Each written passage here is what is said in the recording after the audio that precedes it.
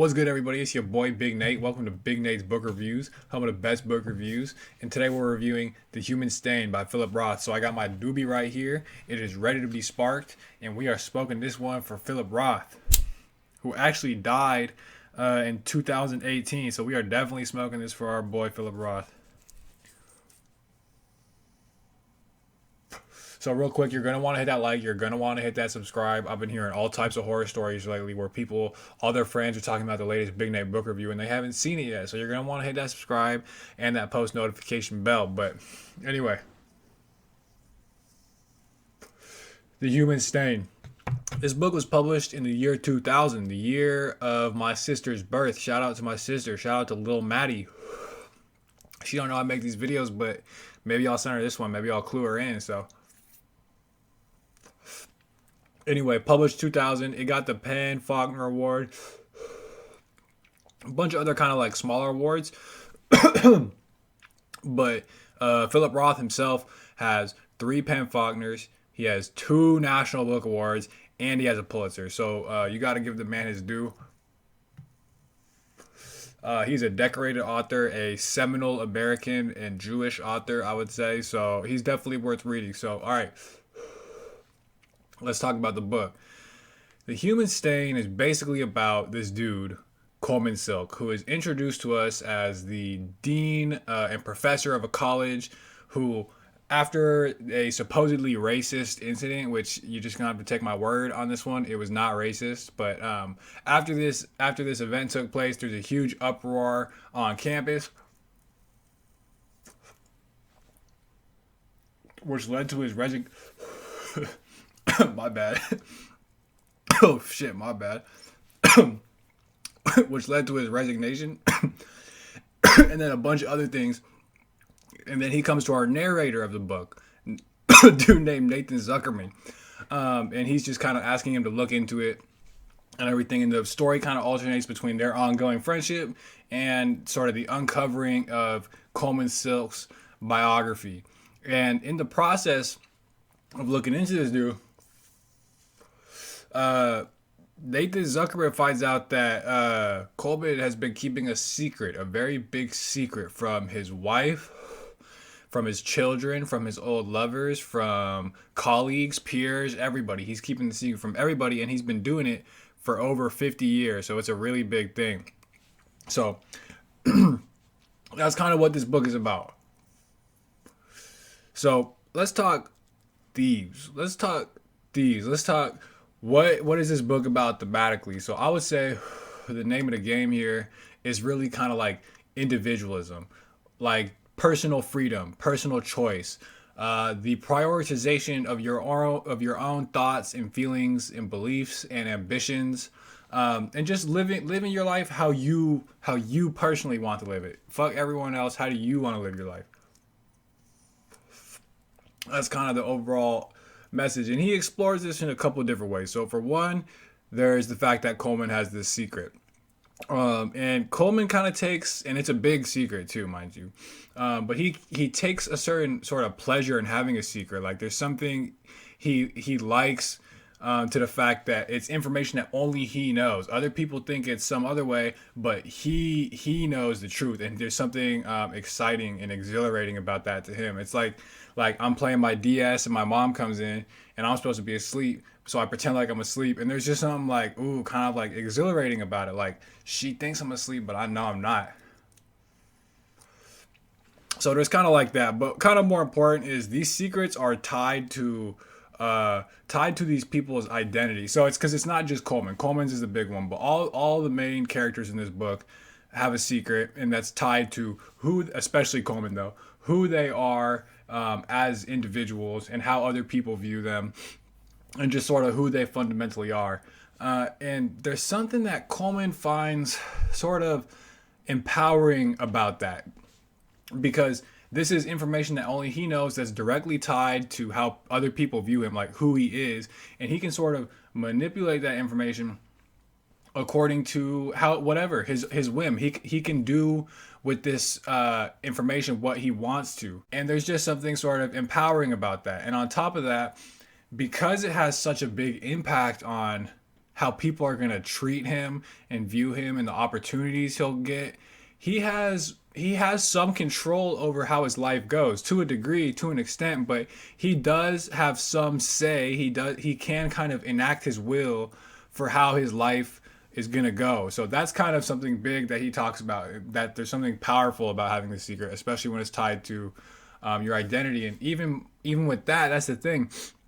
He's kept his secret for over 50 years, and it penetrates into every part of his life. That's something Philip Roth does good here. Is he kind of shows how deep this shit kind of goes. But the thing about it is, because he's had that secret for so long and because it's such a fundamental part of who he is, the secret becomes part of his identity. It becomes central to who he is. Part of who he is a man who has a secret and has been living almost something like a double life. If you take that away, it's not the same character. So he shows that that kind of stuff can just, become who you fundamentally are. The secret becomes the identity. And then see, this is a like like a pretty rich book thematically and like philosophically too, because look, this is the thing. He goes on throughout the book about how there's a certain like unknowability of others. Like we can just not know people like we know ourselves. He says some like the things we don't know about other people is bottomless, endless. Like, just we can never truly understand them, at least like we understand ourselves. So like for one, there's what Mark Twain says, every man has their dark side of the moon. There is a part of ourselves that like just not even for any particular reason that just other people don't see. There is that dark side of the moon. But even if you were to like illuminate the whole moon, so to speak, you still can't connect with somebody's experience the same way in which you connect with yours. That's what he's really trying to say. And that's something that should maybe be valued. That's something I think he would say should be taken into consideration when you make decisions about how you want to live in the world, like that kind of shit. This book too, it's actually kind of nice. Like this book kind of makes you look inward, look at your own self, like evaluate your own self, who you are, and how you're doing your thing. Okay, that, as I understand it, is a feature of postmodernism or like postmodern literature. It's focused. I don't really get 100% what postmodernism is. I get it like maybe even not even like 70%, but I do know that it is like a reaction to or an objection against modernist literature, which is very has a focus on like realism and being realistic. And the narrator, you can assume, is like you can trust, is a reliable one. You can trust what they're saying. Like the story you're assuming is objectively told, whereas postmodernism is a little more subjective and kind of plays around with like what you can do with a story more and puts all that kind of stuff into question. So for one, honestly, best way to explain this type of shit is with like examples. So for one, this book has an unreliable narrator. Nathan Zuckerman says he's like known Coleman for less than a year, and even then he was not even really good friends with him.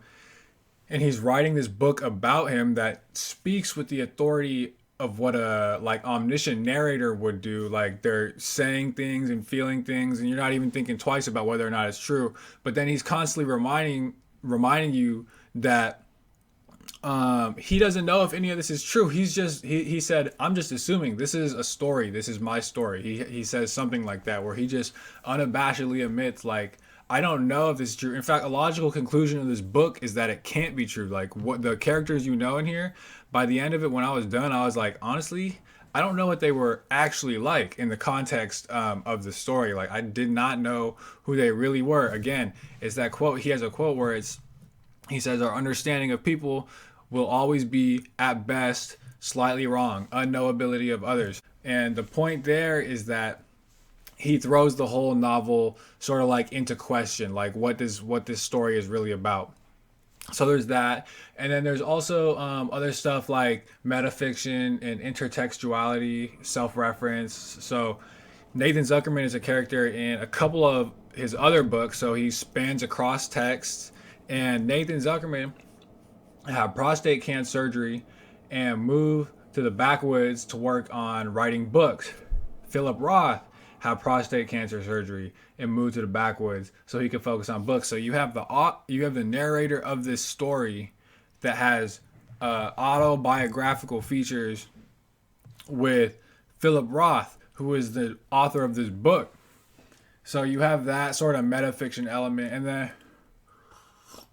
and then too towards the end of the book, Nathan Zuckerman's having a conversation with someone, and he's like, "Oh, cool. So you're an author? Like, you working on a book?" He said, "Yep." "Oh, what's it called?" "The Human Stain." And then he's like, "Oh, this is like towards the end of the book," and he says, "Oh, like how's it going?" He said, "Good. The book's almost done." Something like that. Like just referencing the state of the text within the text itself. It's like that again, meta level fiction type shit. And it's cool. Like you would not see any of this from modernist writers. Like I think this is them. Like Ernest Hemingway, Flannery O'Connor, maybe Faulkner. Like you would not see them doing these things. Like definitely not. But it's cool. But it's good, and it's kind of growing on me. So all right, I could keep talking about all this, but I'm gonna give my rating and then a critique. I'm gonna leverage a devastating critique. So this book gets a B minus for me, which might seem low because I do like the ideas and I do love the format of the story and like how it's set up. But for me, it's a few things. So one is I didn't really like his writing style. It was too wordy, too verbose, long sentences, big GRE words, never a noun without an adjective, never a verb without an adverb, just any idea, any tangent. And there's a lot of them get maxed out on the word count, like that kind of thing. But to his credit, I will say every word is used very precisely. Like there's not a incorrect word in this book. Remember, he's got 3 Penn Faulkners, 2 National Book Awards, and a Pulitzer. So I can respect that it's good writing objectively, but it's just not my cup of tea, so to speak. But then I did have some problems with the actual story too, which is that I thought the plot, a lot of the book is kind of spent fleshing out these characters and the backstory in a way that wasn't really like coherent for me. I guess insofar and less insofar as they relate to the ideas about individualism, because that is true. But still, it wasn't my big thing, and I didn't really. I was not all that work too to like get to know them and everything. I wasn't emotionally invested in them. I don't know what it was. I just wasn't. Like I just read A Little Life. Yeah, stay tuned for that one. I'm about to go off on that one, but um, I just read A Little Life. I don't care a fraction about these fools as I do for characters in there, and that's not quite fair. But you see what I'm saying? I just wasn't really super invested in the characters, and I mean that's kind of big.